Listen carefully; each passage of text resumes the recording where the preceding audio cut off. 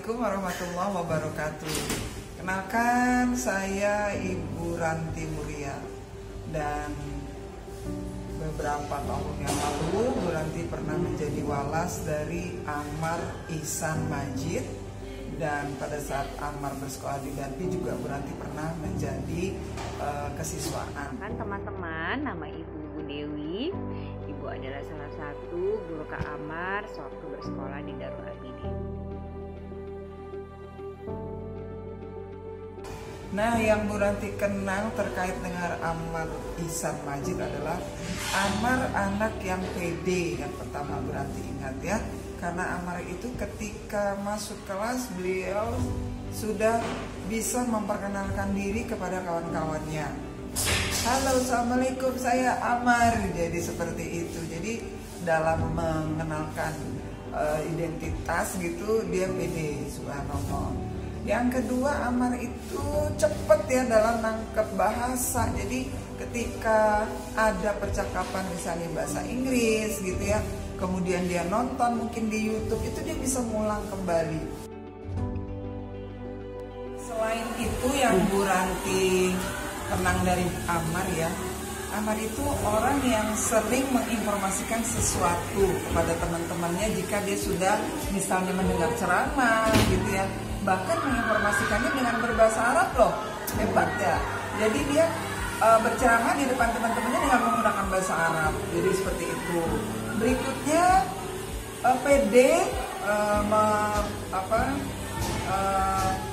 dirinya meminta ya kepada guru Beki misalnya, Pak saya aja yang azan di masjid gitu. Nah subhanallah ya, dari yang Bu Ranti ingat dari Ammar ya, dan alhamdulillahnya dengan seperti itu bisa menjadi contoh yang lain juga nih bagi teman-temannya, bahwa jika ada kemampuan yang ada dirinya ya, maka jangan malu-malu untuk tampil di depan. Jadi seperti itu kenangan Ibu dengan Ammar ya. Wah, kalau ditanya bagaimana pengalaman Bu Dewi dengan Kak Ammar, nah bisa panjang lebar nih ceritanya ya. Nah, Kak Ammar itu ramah ya, karena dia sering menyapa dan mengajak berbincang-bincang orang lain.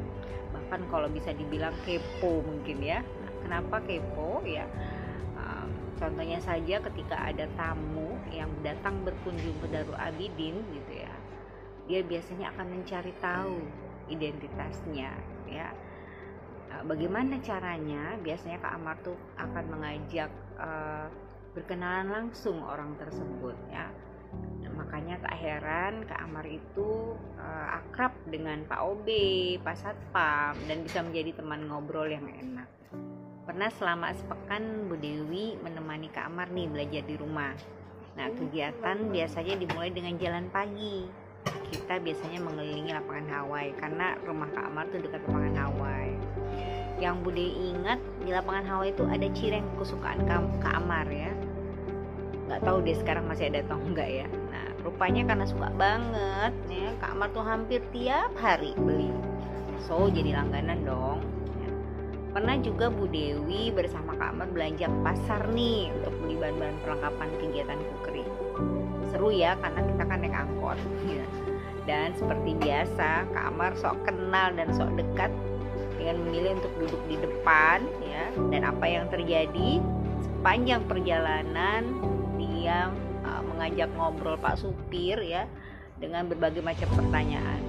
Sampai-sampai Bu Dewi yang duduk di belakang itu dilupakan. Ammar kalau di sekolah tuh suka eksplorasi alias keliling-keliling ya di lingkungan sekolah, sehingga seringkali bapak dan ibu guru itu kehilangan dirinya.